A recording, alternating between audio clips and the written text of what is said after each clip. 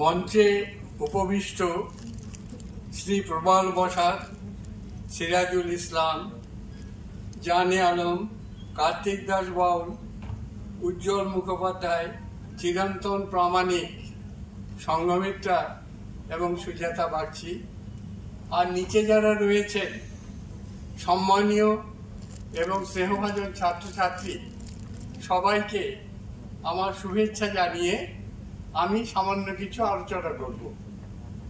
আমার আলোচনা একটু অন্যরকম। দীর্ঘদিন থেকে বাউল ফকির সঙ্গে সঙ্গে আমি যুক্ত। কার্তিক জানেন, বাউলরা আন কহিতে আন কহে, চৈতন্য চরিতামৃতে মহাপ্রভু চৈতন্য দেব বলছেন কথাটা। আমার কথায়ও কিছুটা ছিন্ন ছিন্ন কতগুলো জিনিস থাকবে, সংঘবদ্ধ একটা আলোচনা করব না। একটু আগে আপনারা শুনলেন ইউনেস্কো কিছুদিন আগে পৃথিবীর যে সমস্ত সংস্কৃতি ক্ষীয়মান, লুপ্ত হয়ে যাওয়ার মুখে, কিন্তু মহামূল্যবান বাউল গান তার অন্তর্গত, এবং এই বাউল গান রক্ষার জন্যে তার আবেদন জানিয়েছেন। কি কারণে জানি না, পশ্চিমবঙ্গ বা বাংলাদেশে এই তৎপরতা আমরা দেখি না, কিন্তু বাংলাদেশ অসামান্যভাবে এগুলো সংরক্ষণ এবং বর্ধন করছে। শুধু তাই নয়, গত 20 বছরে বাংলা ভাষা থেকে রবীন্দ্রনাথ বা অন্য কিছু নয়, সবচেয়ে বেশি বিদেশি ভাষায় অনুদিত হচ্ছে বাউল গান। এবং আপনারা জানেন, বাংলাদেশে মুজিব রহমানকে নিয়ে বিতর্ক আছে, লালনকে নিয়ে কারো বিতর্ক নেই। এবং লালনের সমাধি বাংলাদেশের অন্যত দ্রষ্টব্য স্থান। বহু বিদেশি বাংলাদেশে এসে পড়ে রয়েছে, সাধনা শিখছে, গান গাইছে, গানের অভ্যন্তর ব্যাখ্যা করছে। কি এমন মূল্য রয়েছে যে এত রকম গান আমাদের লোক ঐতিহ্যে রয়েছে, বাউল গানকে আমরা কেন অত গুরুত্ব দিই? তার আগে আমি সাধারণ কিছু কথা বলে নিই। দুবঙ্গের প্রায় প্রতিটি মহকুমায় হিন্দু, মুসলমান, খ্রিস্টান এবং আদিবাসী সমাজে বাউল, ফকির, দরবেশ, সাই, আউল, বৈষ্ণব, যোগী, সাধু প্রভৃতি নামে এবং ভাবগান, শব্দগান, ধুয়া, মুর্শিদি, সাধুগান, তুক্কা, মারফতি, মালজোড়া, প্রশ্নোত্তরী, বাউল ফকিরি ইত্যাদি নামে বিভিন্ন গান শোনা যায়। আমি অত্যন্ত দুঃখিত এই কথা বলতে। সর্ববঙ্গে বাউল বলে কোনো সম্প্রদায় নেই, তাদের এক অদ্বিতীয় কোনো কেন্দ্র নেই, তাদের একরকম সাজ পোশাক নেই, খাদ্যাখাদ্যাও বিচিত্র। শুধু যদি বাদ্যযন্ত্রের কথা দেখি, গানের আলোচনা সংঘমিত্রা করবেন, আমি করব না, কারণ সব আলোচনা একজনের পক্ষে করা সম্ভব নয়। তাহলে দেখা যাবে বাউলরা কেউ কেউ একতারা বাজাচ্ছে, কেউ দোতারা বাজাচ্ছে, কেউ খমক বাজাচ্ছে, কেউ ঢুকি বাজাচ্ছে, কেউ সারিন্না, কেউ ঢোল বা বায়া ডুবকি, করতাল। এদের সাজ পোশাকও ভিন্ন। কার্তিক গেরুয়া পরেছে, রানের সাইডা রক্তবর্ণ কাপড় পরে, কেউ তালি দেওয়া আলখাল্লা পরে, কারো গলায় তুলসীর মালা বা তিলক রয়েছে, কেউ কেউ নানা ফলের মালা পরে, এমনকি মানুষের অস্থিও সেই মালায় থাকে। কেউ প্রবালের মালা পরে, তালি দেওয়া আলখাল্লা পরে। অন্যদিকে সবচেয়ে সংগঠিত বাউল সম্প্রদায় লালনপন্থীরা।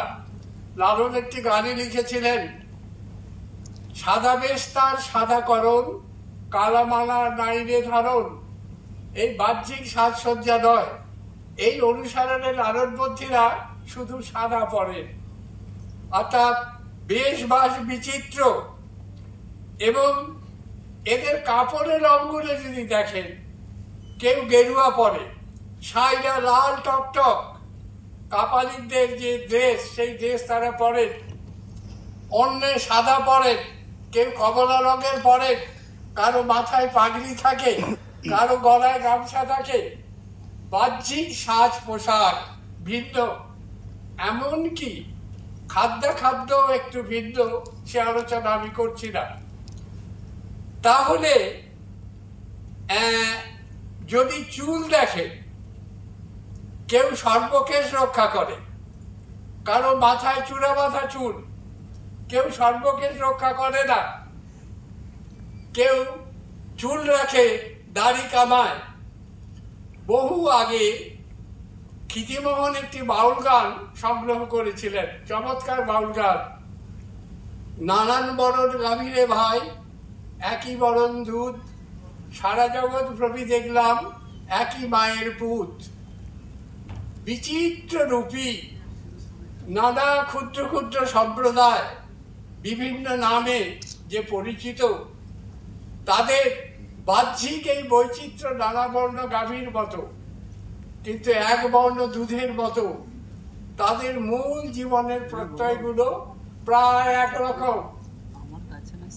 যদি প্রান্ত পূর্ববঙ্গে আমরা একজন কাউকে দিই আর রাঢ়ের পদ্মলোচনকে দিই, দেখব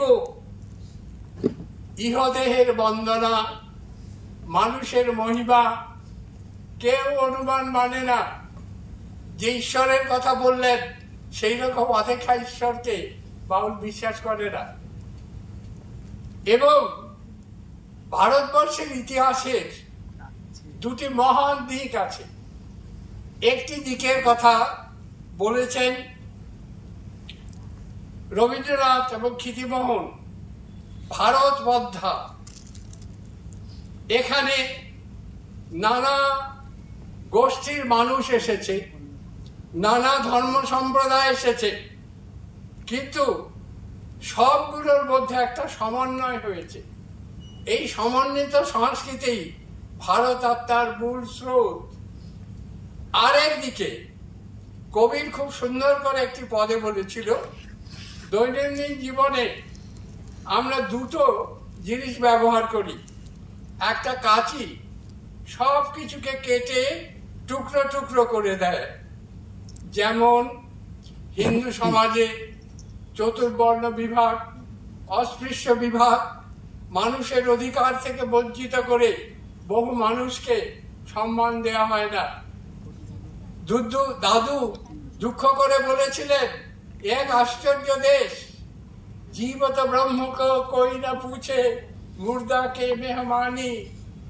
জীবন্ত ব্রহ্মকে কেউ পূজা করে না, মুর্দাকে মেহমানি, কাঠ পাথর ইত্যাদি ইত্যাদি পুজো করা হয়। অন্যদিকে কবির বলেছিলেন, সূচ এবং সুতো, সব টুকরোগুলোকে গেঁথে আর একটা জিনিস তৈরি করে। ওই আলখেল্লা পরে সব ছেঁড়া কাপড় দিয়ে সেলাই করে, এইটা বাউলরা যত সম্প্রদায়, যত মত, যত পথ, সবগুলোকে একত্রিত করে সেলাই করে একটি তৈরি করে। তাদের একটা ভিত্তি আছে। এই ভিত্তিটার আগে আমি আরেকটি কথা বলি, কিন্তু যারা মানুষকে কেটে কেটে বিভক্ত করে এবং শাসন শোষণ করে, তাদের নিপীড়ন বাউল ফকিরদের উপর প্রাচীন কাল থেকেই নেমে আসে। মনসুর হাল্লাজের কথা জানেন, বাউল গানে তার উল্লেখ আছে। তিনি বলেছিলেন, আনাল হক, আমি সত্য। প্রথমে তার পা দুটো কাটা হয়েছিল, তারপরে হাত দুটো কাটা হয়েছিল, তারপর গলা কাটা হয়েছিল। তাতেও নিশ্চিত ছিলেন যে হত্যাকারীরা। তিনি ভারতবর্ষে এসেছিলেন, অদ্ভুত ম্যাজিক শিখে গিয়েছিলেন। যিশুর মতো যদি আবার তার পুনরুত্থান ঘটে ইসলামী দুনিয়ায়, তিনি ইসলামের যিশু নামে পরিচিত। দেহটা পুড়িয়ে নদীর জলে ভাসিয়ে দেওয়া হয়েছিল। লালন সাঁই তার কথা শুনেছিলেন, লিখেছিলেন, সেই ছাইগুলো উচ্চারণ করছিল আনাল হক, আনাল হক, আমি স্রষ্টা, আমি ঈশ্বর। অন্যদিকে আপনারা যদি আধুনিক কালে দেখেন তাহলে দেখবেন দয়ানন্দ সরস্বতী থেকে অক্ষয় কুমার দত্ত কেউ বাউলদের উপর সুবিচার করেননি। মূল কারণ হচ্ছে একদিকে সংস্কার দিয়ে কতগুলো বানানো কথা দিয়ে মানুষকে খণ্ড খণ্ড করে কাটছে এবং পরস্পরকে পরস্পরের বিরুদ্ধে লেলিয়ে দিচ্ছে। আধুনিক কালের কথাই ভাবুন না, আমাদের আর কোনো সমস্যা নেই। কল্পিত মুসলমান খাড়া করছি, মুসলমান একটা কল্পিত আইডেন্টিটি, অন্যদিকে হিন্দুদের খাড়া করছি, কোথাও খ্রিস্টান ইহুদিদের খাড়া করছি, এবং রক্তক্ষয়ী সংগ্রাম কে কাকে কেন হত্যা করছে জানে না। এই ভারতবর্ষে এই স্রোতটা আছে, তার বিপরীত স্রোত ভক্তি আন্দোলনে, এই বাউলদের আন্দোলনে আমরা দেখতে পাচ্ছি। কি কারণ তারা এই ভারতীয় সংস্কৃতি বিভাজক যে ঐতিহ্য, সেই ঐতিহ্যের বিরোধিতা করছে, তার কারণটা কি? এই কারণটা আমি শুধু একটা দিকের আলোচনা করব। আপনারা জানেন তুর্কি আগমনের আগে অবধি ভারতবর্ষ পৃথিবীর জ্ঞান বিজ্ঞানে তার কিছু অবদান ছিল। অঙ্কে ছিল, রসায়নে ছিল, জ্যোতির্বিদ্যায় ছিল, চিকিৎসা বিজ্ঞানে তো বিশাল অবদান ছিল। সারা পৃথিবী, মূলত আরবরা এগুলো নিয়ে গিয়েছিল, আরবের মধ্যে ইউরোপে এবং সারা পৃথিবীতে ছড়িয়ে পড়ে। এখন এইখানে তারা বাউল বিশ্বাসের একটা অদ্ভুত কথা আছে। এই কথাটা হচ্ছে এই, অনুমান মানি না, বর্তমান মানি। বহু আগে আমাদের লোকায়ত দার্শনিকেরা ঘোষণা করেছিলেন, প্রত্যক্ষই প্রমাণ, আর কোনো প্রমাণ মানি না। প্রত্যক্ষ কথাটা তারাই ব্যাখ্যা করেছেন, মানুষ তার পঞ্চ ইন্দ্রিয় দিয়ে যা স্বীকার করে, অনুভব করে, প্রমাণিত হয়, তাই প্রত্যক্ষ। এর বাইরে সমস্ত অনুমান। বাউল ফকির গান যদি শোনেন তাহলে দেখবেন তারা বলছেন এগুলোকে বৈদিক। বৈদিক বলতে বেদের কথা নয়, শাস্ত্রীয়। মুসলমান ফকিরেরা করছেন যে শরীয়তি। আগেই বলে নি, এই বাউল ফকির সম্প্রদায় ক্ষিতিমোহন রবীন্দ্রনাথের মতে বেদ উপনিষদের কাল থেকেই আছে। বাউলরা বলেন না, তারও আগে, যতদিন মানুষ আছে ততদিন থেকে বাউলরা আছে। তাদের অভিজ্ঞান ইহ দেহের অভিজ্ঞান। এই দেহ দিয়ে তারা পরীক্ষা করে করে দেখে কোনগুলো ঠিক, কোনটা বেঠিক। ইসলামে তো কোরআনকে অস্বীকার করা যায় না, কোরআন অস্বীকার করলে আর মুসলমান থাকে না। কোরআনকে তারা অন্য ব্যাখ্যায় আত্মসাৎ করছে। একটা কথা বলি, বহু আগে হরপ্রসাদ শাস্ত্রী একটা প্রবন্ধ লিখেছিলেন লোকায়ত ইংরেজিতে। সেখানে চমৎকার করে বলেছেন যে বাউলরা যখন কৃষ্ণ, চৈতন্য বা নবীর কথা বলেন তখন তারা ঐতিহাসিক বা পৌরাণিক কোনো চরিত্রের কথা বলেন না। এগুলো তাদের দেহস্থ সত্তা বিশেষ। এই দেহকে তারা তিল তিল করে দেখেছে। আমি শুধু এই একটা দিক আলোচনা করব। কিছুক্ষণ আগে চণ্ডীদাসের একটা পদ এখানে শোনানো হলো, শুনয়ে মানুষ ভাই, সবার উপরে মানুষ সত্য, তাহার উপরে নাই। দুটো কথা গুরুত্ব দিন। পদটা আমরা সবাই জানি। কি আশ্চর্য, বঙ্গীয় সাহিত্য পরিষদে চণ্ডীদাসের পদ ছাপাও আছে। আজ অবধি এই পদটা কেউ গান করে না, এমনকি এই পদের আগে কি আছে সেটাও জানে না, কারণ একটা ভাবাবেগ। কিন্তু চণ্ডীদাসের পদটা যদি পড়ি, এটা নেতাজি মুক্ত বিশ্ববিদ্যালয়ের পাঠ্য করা হয়েছে এবং অনুপায় হয়ে আমাদের পদটা ব্যাখ্যা করতে হয়েছে। এই পদের আগে কোন মানুষের কথা বলছে? এর আগের পংক্তিগুলো হচ্ছে এই: 2 4 করি 8টি আখর, 3 জনম দায়, 11 অক্ষর যোগ করিলে 1টি অক্ষর হয়। বাউলরা কম লেখাপড়া জানে, তারা এই পৃথিবীকে জানে, দেহটাকে জানে।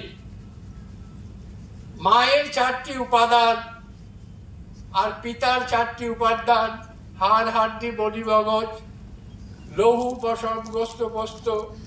এই 8টি উপাদানের সঙ্গে সত্য, তম, রজ, এই 3টে গুণ মিশ্রিত হয়ে 11 অক্ষরে 1টি অক্ষর দেহের জন্ম হয়। এই দেহ চেতনার সর্বোচ্চ বিকাশ, তার উপরে কোন চেতনাবান সত্তা নেই।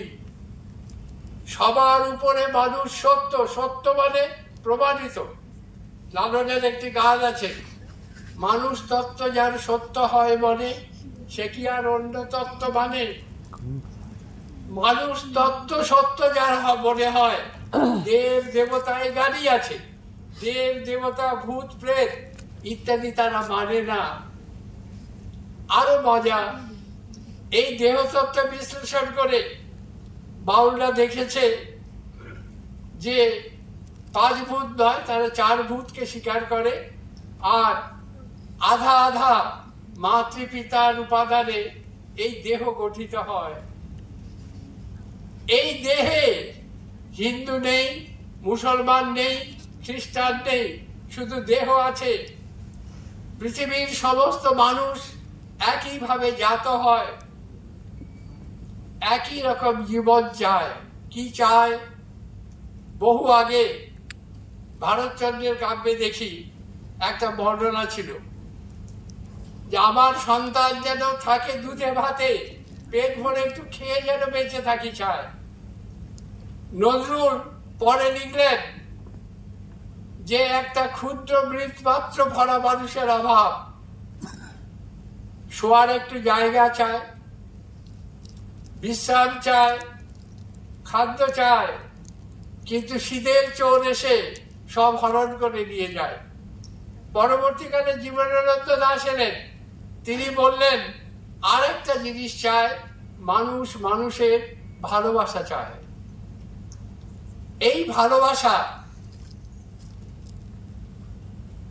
আপনারা জানেন, জালালউদ্দিন রুমি, যার মসনবীকে পারস্যে বা ইরানে দ্বিতীয় কোরআন বলা হয়, তিনি চমৎকার করে একটি আলোচনা করেছিলেন। এই আলোচনায় তিনি বলেছিলেন স্রষ্টার স্বরূপ হচ্ছে প্রেম, এই তার স্বরূপ, এবং এই প্রেমের মধ্যে মানুষ অমৃতের আস্বাদ পায়।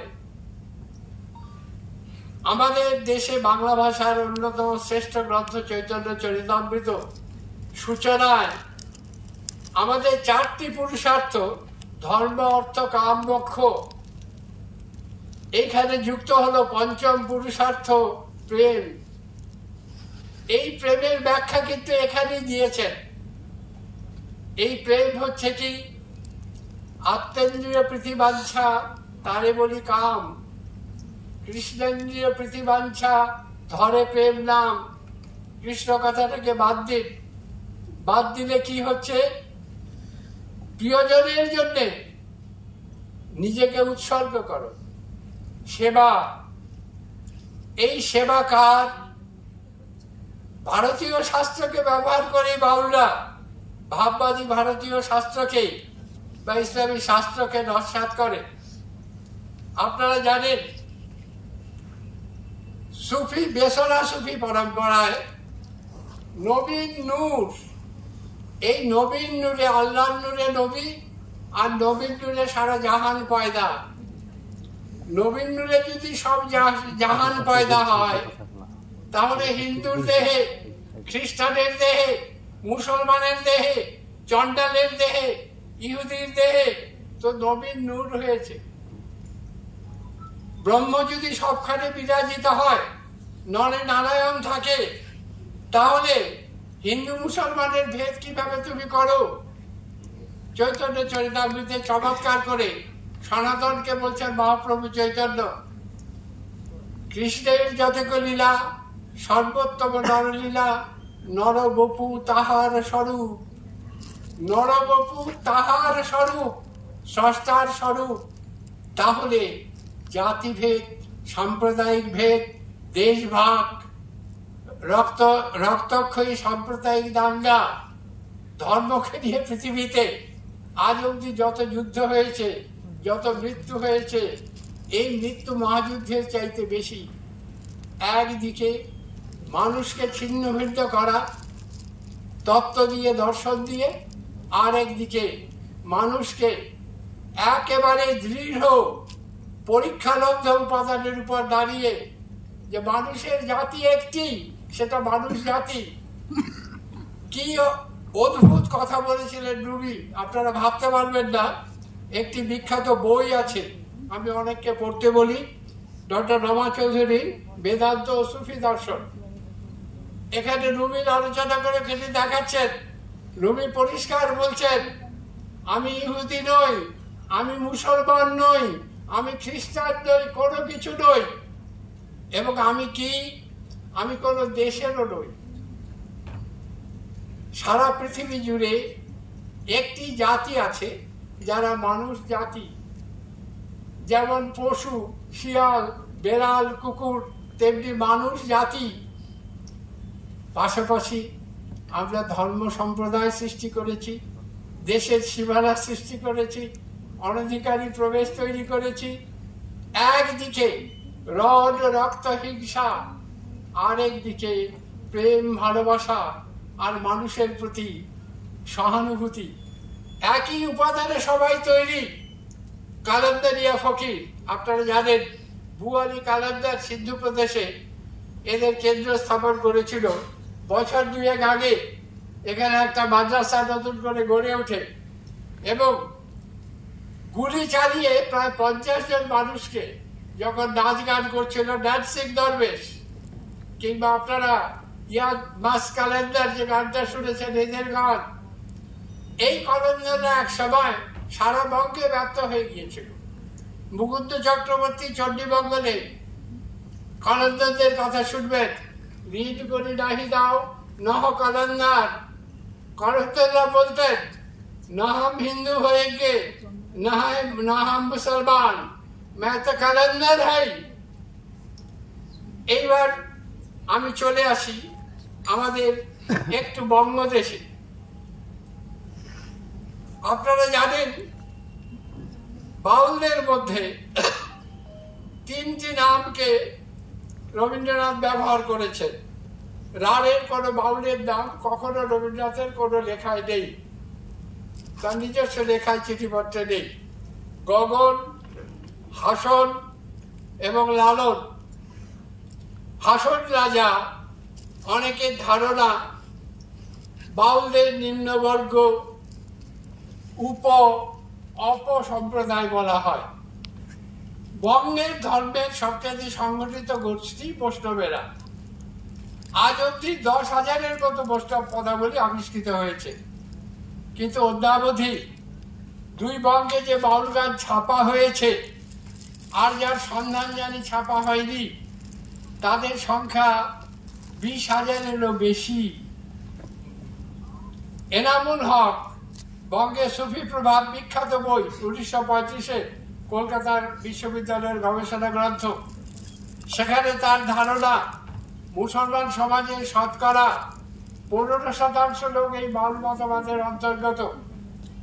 হিন্দু সমাজে বৈষ্ণব বলে যারা পরিচিত, তাদের অর্ধাংশেরও বেশি কোনো না কোনোভাবে তথাকথিত বাউল সমাজের অন্তর্গত। যে কথা বলছিলাম, এই বিপুল সংখ্যক মানুষ বাউল হওয়া সত্ত্বেও এদের গৌণ উপ অপ বিশেষণ ব্যবহার করা হয়। প্রতিষ্ঠিত সমাজ তার লুপ্ত হওয়ার ভয়ে কাঁপে। আমাদের সমাজে নারীরা খুব অবহেলিত। বাউল মতে নারী জননী, যিনি জননী তিনি জন্মদাতা, তিনি স্রষ্টা। কি আশ্চর্য! হাসন রাজা গান লিখছেন, হিন্দুয়ে বলয়ে তোমার রাধা, আমি খোদা, মোল্লা মুসল্লিরে শুনিলে দেয় বাধা। লালন এক আদি ইমাম, তাকে বলছেন মেয়ে। নারীত্বের প্রতি মহত্তম শ্রদ্ধা বাউল গানে রয়েছে। নিচু জাতপাত ধ্বংস করে দিচ্ছেন। লালনকে নিয়ে খুব বিতর্ক ছিল। এই বিতর্ক হচ্ছে, এদের বাউলদের যদি জীবনযাপন দেখেন, এখানে যিনি এসছেন বাউল সমাজের প্রতিনিধি হয়ে, তাদের দেখবেন সাজ পোশাক, খাওয়া দাওয়া, ধর্ম চর্চা সম্পূর্ণ আলাদা। প্রায় নিরক্ষর একটি মানুষ ছিলেন লালন। মৃত্যুর আগে একটা উইল করে গিয়েছিলেন। উইলে লিখেছিলেন তার মৃত্যুর পর কোনো পারলৌকিক কর্ম হবে না। তারা পরলোকে বিশ্বাস করেন না, ইহলোকে বিশ্বাস করেন। মৃত্যুর পর কি হয়? চার ভূতে মিশে যায়। আর তিনি বলেছিলেন তার মৃত্যুর পর কোনো পারলৌকিক কর্ম যেন না হয়, কোনো মৌলবী বা পুরোহিত যেন না আসে। তাই হয়েছিল, এখনো তাই হয়। সাধক বাউল যখন দেহ রাখে তখন মহোৎসব হয়, সাধু ফকিরেরা আসে, গান করেন। মৃত্যু তো অনিবার্য, চার ভূতে মিশে যায়, আবার এখান থেকে তৈরি হয়। যে কথা বলছিলাম, লালনকে সবাই জিজ্ঞেস করত যে লালন কি জাত সংসারে? উত্তরটা একটু ভালো করে শুনুন। আমি একটু আগে অনুমান এবং বর্তমানের কথা বলছিলাম। লালন বলছেন যে জাতের কিরূপ দেখলাম না এই নজরে। জাত জিনিসটা তো চোখ দিয়ে দেখা যায় না, তাহলে জাতির কি অস্তিত্ব আছে? তারপরেই তিনি বলতেন, নানা রকম কথা বলতেন যে সব মানুষ তো একইভাবে নারীর গর্ভ থেকে জন্মায়। জাত হাতে পেলে পোড়াতাম আগুন দিয়ে। যার যদি কোনো বস্তুগত অস্তিত্ব থাকতো তাহলে তাকে হাত দিয়ে পোড়াতাম। তার শিষ্য অদ্ভুত ভাবে একটা মন্তব্য করলেন, যে দেয় ভাই জাতের ফরমান, সে ভাই খান্ডার শয়তান। জাত গোত্র সৃষ্টি করে, হিন্দু মুসলমান খ্রিস্টান সৃষ্টি করে, কেবলই মানুষকে হত্যা করে, কেবলই মানুষের রক্তে আমাদের মাটি ভেজানো হয়। বাউল গান, বাউল সাধনা, বাউল তত্ত্ব এর এক প্রবল প্রতিবাদ।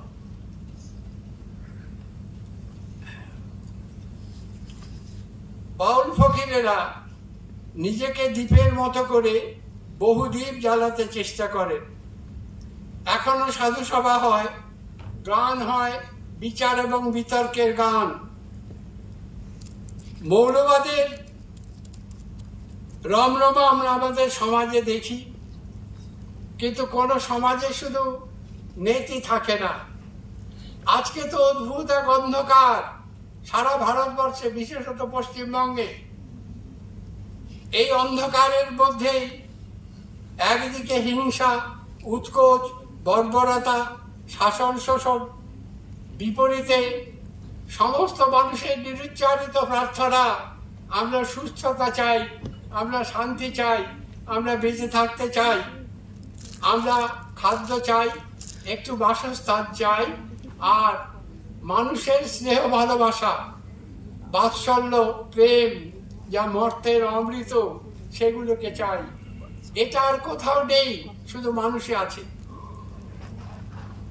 বাউল ফকিরেরা জীবনচর্যায় ও মহাজানী গানে এক কল্পলোক নির্মাণ করেন। উত্তর পুরুষকে অনাগত এক স্বপ্ন দেখান। দুঃখের বারবার পার হয়ে মহাভাব মহাসুখের দেশে পৌঁছানো যায়। এ মহাসুখ কেবল মানুষের জন্য, মানুষেরই প্রাপ্য। প্রচলিত ভোগ্য উপকরণ বা পণ্য সংস্কৃতি বা সর্বোচ্চ মুনাফা সে মহাপ্রস্থানে অবান্তর বলেই বিবেচিত হয়। মানুষের মধ্যে স্রষ্টা নিজেকে অভিব্যক্ত করে চলেছেন। লালন লিখেছেন, মানুষ্য হবে মাধুর্য ভজন, তাইতে মানব রূপ গটলে নিরঞ্জন। এই মানব সম্পর্কের আস্বাদনে মর্তের অমৃতের ডাক দিয়ে যায় বাউল গান। ভোরের আজান আর প্রভাতী গানে তার ধ্বনি প্রতিধ্বনি শোনা যায়। ধন্যবাদ সকলকে।